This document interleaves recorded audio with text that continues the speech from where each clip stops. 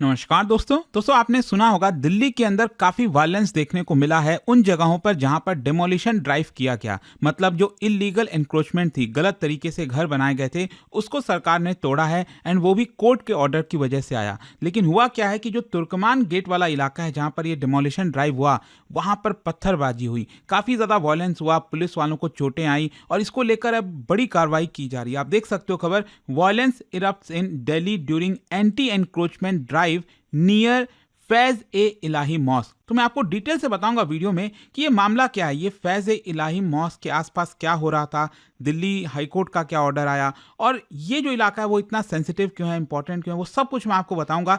चलिए आगे बढ़ते हैं, लेकिन उससे पहले आप सबको बता दूं, आज से हमारा जो नया बैच है प्रतिज्ञा 2027 के लिए, वो स्टार्ट हो रहा है, जिसके अंदर प्रीलिम्स, मेंस, इंटरव्यू सब कुछ की तैयारी कराई जाती है। अगर आप इसको अवेल करना चाहते हैं, लिंक कमेंट सेक्शन में दिया हुआ है, यूज करिए ये कोड अंकित लाइव मैक्सिमम डिस्काउंट के लिए। और इसमें 18 बुक्स का जो पूरा सेट है वो आपके घर पर भेजा जाता है और ये फोन नंबर है, यहाँ पर आप कॉल कर सकते हैं, मेरी टीम आपको अच्छे से गाइड कर देगी। चलिए शुरुआत करते हैं। सबसे पहले यहाँ पर आप ये समझिए कि तुर्कमान गेट ये इंपॉर्टेंट क्यों है, इसकी कहाँ पर इसका लोकेशन है। देखिए ये हिस्टोरिकली लोकेटेड है दिल्ली के, जो पुरानी दिल्ली है ना, आप में से कई लोग जानते होंगे, मैं आपको थोड़ा सा मैप में भी समझाता हूँ। आप में से जो भी लोग दिल्ली गए होंगे, कनॉट प्लेस तो गए ही होंगे, राजीव चौक जिसको बोला जाता है, वो आपको यहाँ पर देखने को मिलेगा। ये रहा आपका न्यू दिल्ली रेलवे स्टेशन, ये अजमेरी गेट साइड है, ये पहाड़गंज साइड है, ठीक है। अब इसके राइट साइड में आइए, यहाँ पर ये जो इलाका आप देख रहे हो ना, ये वाला, ये है तुर्कमान गेट का इलाका, ठीक है। और इसके जस्ट बगल में यहाँ पर रामलीला मैदान, हिस्टोरिक रामलीला मैदान, ये आपको देखने को मिलेगा। और इसके अगेन इधर आप देखोगे ये अरुण जेटली स्टेडियम, फिरोज शाह कोटला स्टेडियम जिसको कहा जाता था। तो आई होप ये लोकेशन आप समझ रहोगे, ये हम इस एरिया की बात कर रहे हैं, ये तुर्कमान गेट एरिया। और यहीं पर आप देखिए ये मस्जिद है जिसकी हम बात कर रहे हैं, that is Faiz e Ilahi mosque, ठीक है। और इसी के इर्द गिर्द यहाँ पर इलीगल एनक्रोचमेंट हुआ था जिसका डिमोलिशन ड्राइव चला। लेकिन देखो क्या है ना कि ये जो तुर्कमान गेट वाला इलाका है ना, ये हिस्टोरिकली इतना सेंसिटिव क्यों है, स्पेशली इमरजेंसी के समय बताया गया कि वहाँ पर बड़े स्तर पर डिमोलिशन हुआ और उसकी वजह से राइट्स वगैरह भी देखने को मिले थे। एंड दैट इज़ वाई कभी भी डिमोलिशन की चर्चा होती है यहाँ पर तो काफ़ी सेंसिटिव मुद्दा ये बन जाता है। खैर यहाँ पर अभी हुआ क्या है, लीगल मामला क्या है, मैं आपको बताता हूँ। बेसिकली एमसीडी जो म्युनिसिपल कॉर्पोरेशन ऑफ दिल्ली है, उन्होंने डिमोलिशन किया after order from Delhi high court. देखो क्या हुआ था कि नवंबर 2025 में, पिछले साल, दिल्ली हाई कोर्ट ने इंस्ट्रक्ट किया एमसीडी को, दिल्ली पब्लिक वर्क्स डिपार्टमेंट को, पीडब्ल्यूडी को, कि करीब 38,940 स्क्वायर फीट का एनक्रोच्ड एरिया है, इलीगल तरीके से मस्जिद के इर्द गिर्द बनाया गया। मैं आपको थोड़ा सा अगेन इसके थ्रू समझाता हूँ। ये मस्जिद आप देख रहे हो, फैज ए इलाही मॉस्क जो हम चर्चा कर रहे हैं, ठीक है। अब क्या है कि ये जो 1940 में लीज पर दिया गया था ये लैंड, और ये लैंड का जो एरिया था वो था सिर्फ 0.195 एकड़, ठीक है। तो जिस लैंड पर मस्जिद बनी है उसमें कोई प्रॉब्लम नहीं है, वहां तक ठीक है।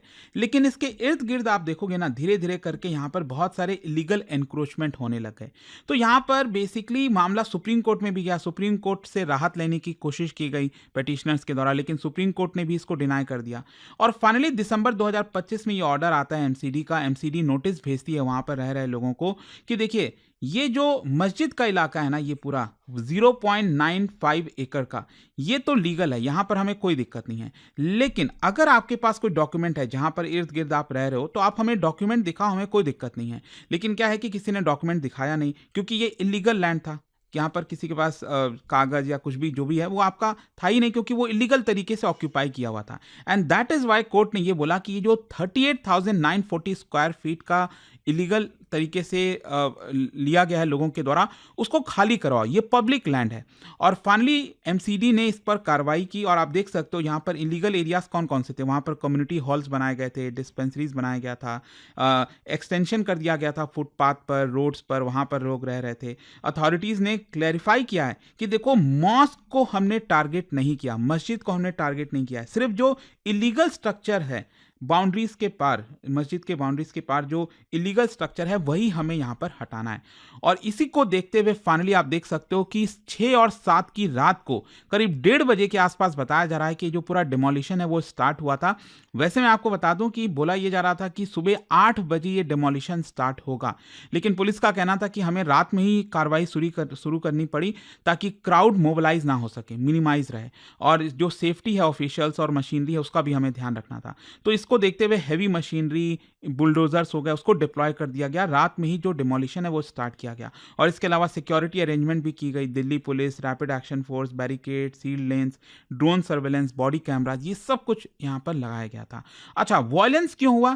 देखो, एक तो ये बताया जा रहा है कि अचानक से रूमर फैल गया। एक तो देश में क्या है ना, हमारे बहुत तेजी से रूमर फैलता है। अगर कोई अच्छी बात होगी, सच्ची बात होगी, वो शायद उतना तेजी से नहीं फैलेगा। कोई झूठ और गलत बात होगी, वो बहुत तेजी से फैलता है। यहां पर यह फैल गई बात कि जो मस्जिद है उसी को सरकार तोड़ने आई है, मस्जिद को ही डिमोलिश किया जा रहा है। और ये जो मिस इन्फॉर्मेशन था, इसकी वजह से अगेन लोग पैनिक हो गए, गुस्सा हो गए लोकल्स। और बताया जा रहा है कि करीब 30 से 35 इंडिविजुअल्स, उन्होंने पत्थरबाजी करना स्टार्ट कर दिया। ग्लास के जो बॉटल्स हैं वो पुलिस के ऊपर फेंके। यहाँ पर जो पुलिस के पास लाउड स्पीकर होता है वो छीन लिया गया।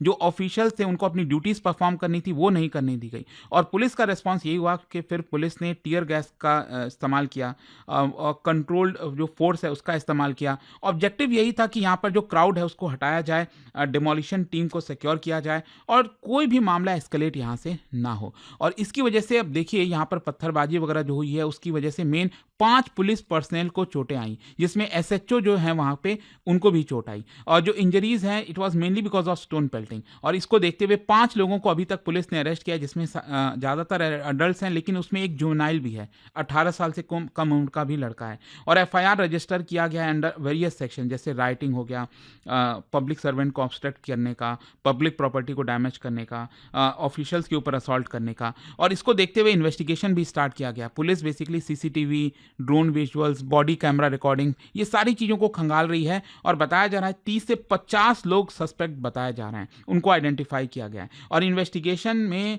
यहाँ पर ऑर्गेनाइज्ड इंसाइटमेंट, इसकी भी पॉसिबिलिटी देखी जा रही है, क्योंकि वहाँ पर कुछ जो पॉलिटिकल पार्टी के मेंबर्स हैं वो भी मौजूद थे। यहाँ पर आप देख सकते हो जो दिल्ली पुलिस का कहना है कि जो समाजवादी पार्टी के लीडर्स हैं वो उस स्पॉट पर पाए गए जब ये सारी चीज़ें हो रही थी। तो मे भी शायद उनसे भी पूछताछ होगी, क्या होगा। लेकिन आप देख सकते हो वायलेंस के बाद अभी करंट में जो सिचुएशन है वो काफ़ी टेंस बना हुआ है। जो पूरा एरिया है वो हाईली सेंसिटिव डिक्लेयर कर दिया गया है, लेन्स को सील किया गया है, पुलिस पर्सनल हैवी मात्रा में डिप्लॉय की गई है, पैरामिलिट्री फोर्सेस को भी डिप्लॉय कर दिया गया है। रेसिडेंट्स को यही बोला जा रहा है कि देखिए आप घर में ही रहिए, बहुत कोई इमरजेंसी हो तो ही बाहर निकलिए। मतलब कर्फ्यू नहीं लगाया गया, लेकिन एक प्रकार का कर्फ्यू आप कह सकते हैं। और अथॉरिटीज़ ने कंफर्म किया है कि यहाँ पर चीज़ें कंट्रोल में है, लेकिन हाँ काफ़ी ज़्यादा टेंस माहौल है। जहाँ तक सवाल है कि इसका पॉलिटिकल पार्टीज़ का रिएक्शन क्या रहा है, देखो अगेन अपने अलग अलग पॉलिटिकल पार्टीज़ अपने फ़ायदे के हिसाब से बयान दे रही हैं। बीजेपी कह रही है कि यहाँ पर स्टोन पेल्टिंग जो है वो गलत था, नहीं होना चाहिए, और जो भी यहाँ पर डिमोलिशन हुआ है वो कोर्ट के द्वारा निर्देश आया था उसके हिसाब से किया गया। आम आदमी पार्टी कह रही है डायलॉग होना चाहिए, ट्रांसपेरेंसी होनी चाहिए, कम्युनल हार्मनी पर एम्फसाइज किया गया। ऑपोजिशन के जो लीडर्स हैं आम आदमी पार्टी हैं वो बेसिकली यही कह रहे हैं कि देखो जो बुलडोजर एक्शन है ये गलत है, ये बुलडोजरिज्म है। वो कहते हैं ना वो टेररिज्म जिस तरह से, उसी तरह से बुलडोजरिज्म वो नाम दिया गया। इमरजेंसी एरा एक्सेसेस से कंपेयर इसको किया गया। जो AIMIM जो असदुद्दीन ओवैसी की पार्टी है, उन्होंने कहा कि एक प्रकार से जो वक्फ का लैंड है उसको डिमोलिश करने की कोशिश हो रही है। लीगल इंटरवेंशन अर्ज किया है यहाँ पर पार्टीज ने। देखते हैं इसको लेकर आगे क्या होता है। बट आई होप कि पिछले 1-2 दिन से लगातार ये जो खबर आ रही थी कि दिल्ली में वायलेंस हुआ है, तुर्कमान गेट, तो उसके पीछे का कारण है वो सब कुछ आपको पता चल गया होगा। जाने से पहले एक इंटरेस्टिंग क्वेश्चन, देखो हम दिल्ली की बात कर रहे हैं।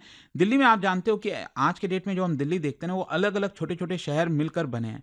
तो क्या बता सकते हो कि मिडिवल टाइम्स में दिल्ली में जो अलग अलग सिटीज बने थे उसको क्रोनोलॉजिकल ऑर्डर में बनाना है, सबसे पहले क्या फिर क्या, उस हिसाब से आपको अरेंज करना है। इसका राइट आंसर आप सब जानते हैं, मेरे इंस्टाग्राम पर तो मिलेगा ही, वहां पर अगर आप नहीं हो कोई बात नहीं, टेलीग्राम से ले सकते हैं इसका सही उत्तर। और दोस्तों जैसा मैंने आपको बताया, अगर आप यूपीएससी की तैयारी कर रहे हैं, आज से हमारा 2027 का बैच ये स्टार्ट हुआ। अगर आप 2028 की तैयारी कर रहे हैं उसके लिए भी अलग बैच है। 2026 का प्रीलिम्स दे रहे हैं तो प्रीलिम्स का क्रैश कोर्स अवेलेबल है। सारे लिंक कमेंट सेक्शन में दिए हुए हैं, यूज करिए ये कोड अंकित लाइव मैक्सिमम डिस्काउंट के लिए। और ये फोन नंबर है, यहाँ पर आप कॉल कर सकते हैं, मेरी टीम आपको अच्छे से गाइड कर देगी।